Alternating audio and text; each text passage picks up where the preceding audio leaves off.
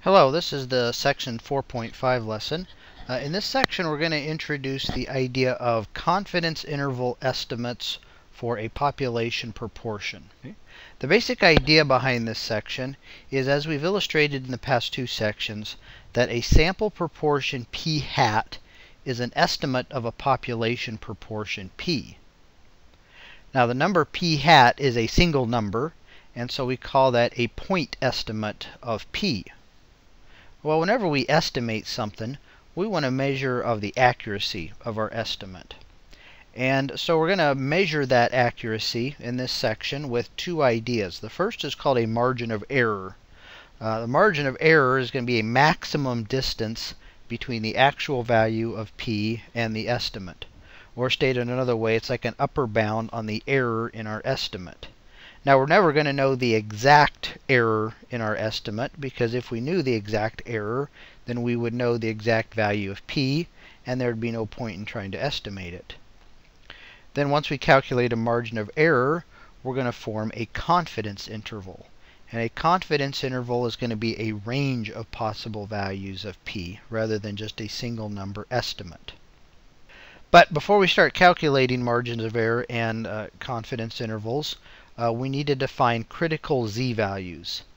So start off, let z be have a standard normal distribution, and p be some number between 0 and a half. A critical z-value, denoted z sub p, is a positive number such that the probability that z is less than or equal to z sub p equals 1 minus p. So remember, these probabilities here correspond to areas underneath the standard normal density curve. And so this picture down here illustrates this idea. So here's our critical value z sub p. The area to the left of that is 1 minus p. And the area to the right is p. So again, from this picture we see that the probability that z is greater than z sub p equals p. And then by symmetry of the standard normal bell curve, if we have negative z sub p, which would be over here, the area to the left of it would also be p. So in terms of probability, the probability that z is less than negative z sub p equals p. So let's look at a couple of examples of finding critical values. Let's find z sub 0.025. So p in this case is 0.025. So by the third version of the definition of a critical z-value, the probability that z is less than negative z sub 0.025 is equal to 0.025.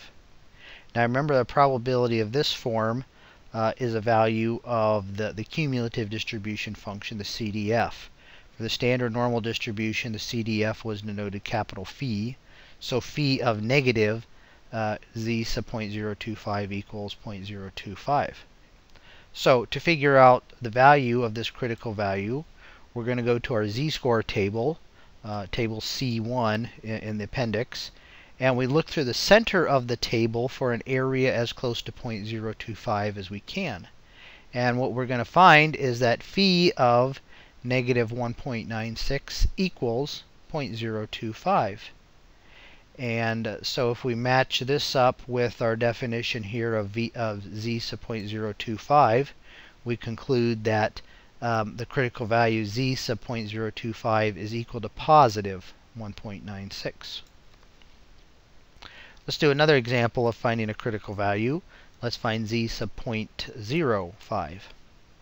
So by definition, we need phi of negative z sub 0.05 to equal 0.05. And so again, we look through the center of table C1 for an area as close to 0.05 as we can. And what we find is two areas, 0.0505 and 0.0495. And there's the corresponding z-values. And we see that both those areas are equally close to 0.05. And so we're going to take our critical value to be the average of these two positive z-scores. The average of those is 1.645. So there's our critical value z sub 0.05.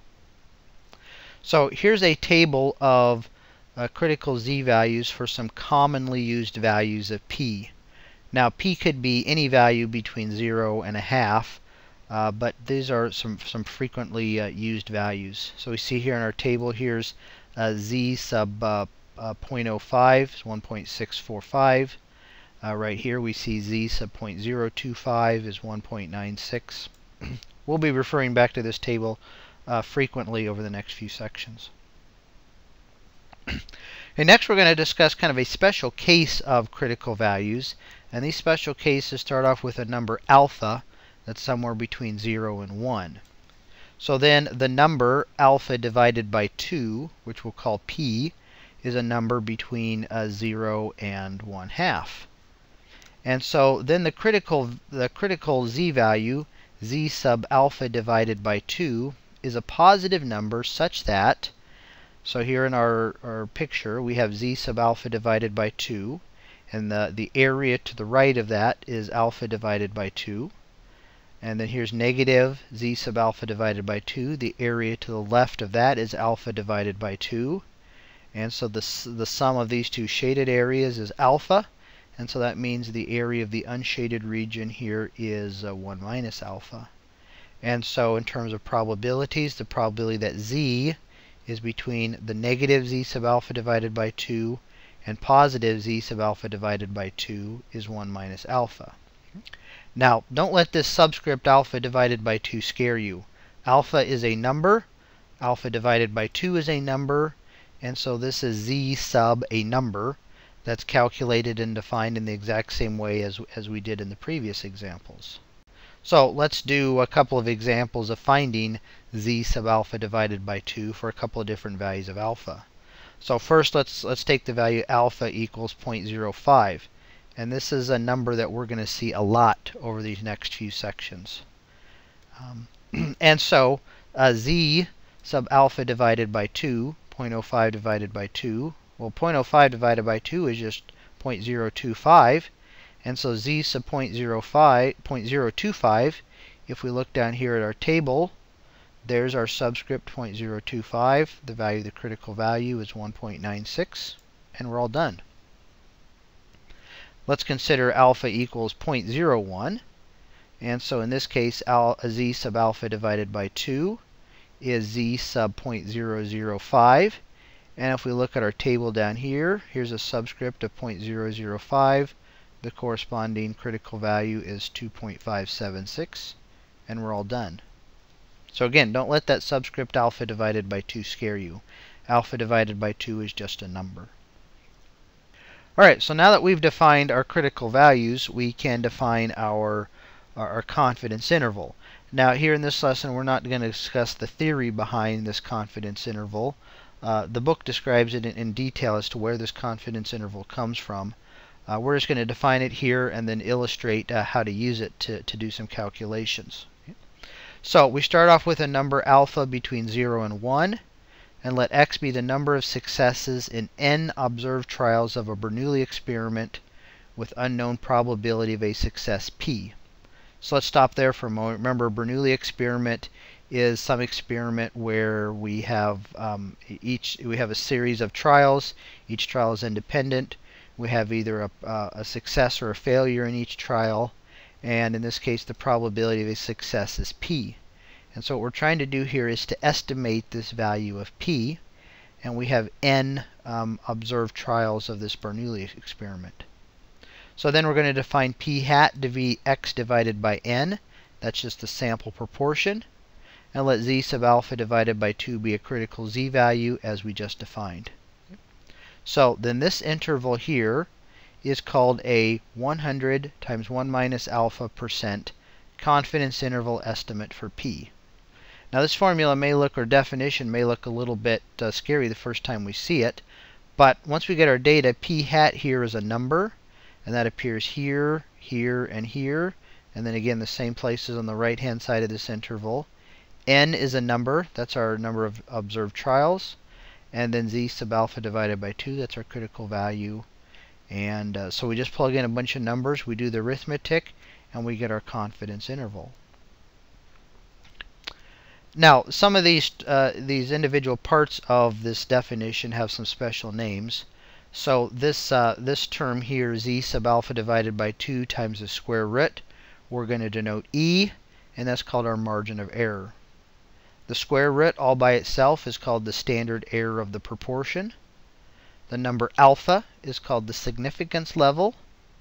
And then the number 100 times 1 minus alpha percent is called the confidence level. Now, confidence intervals are written in one of 3 equivalent forms. This is the form here that was given in the definition. It's the form that's used commonly by different statistical software packages. This here is the form that we're going to use when we do calculations. I like this form the best because I think it more explicitly says what it is we're trying to say. And then this is the form that's often used in the news media when they give polling results. They all mean the same thing, just different ways of describing it.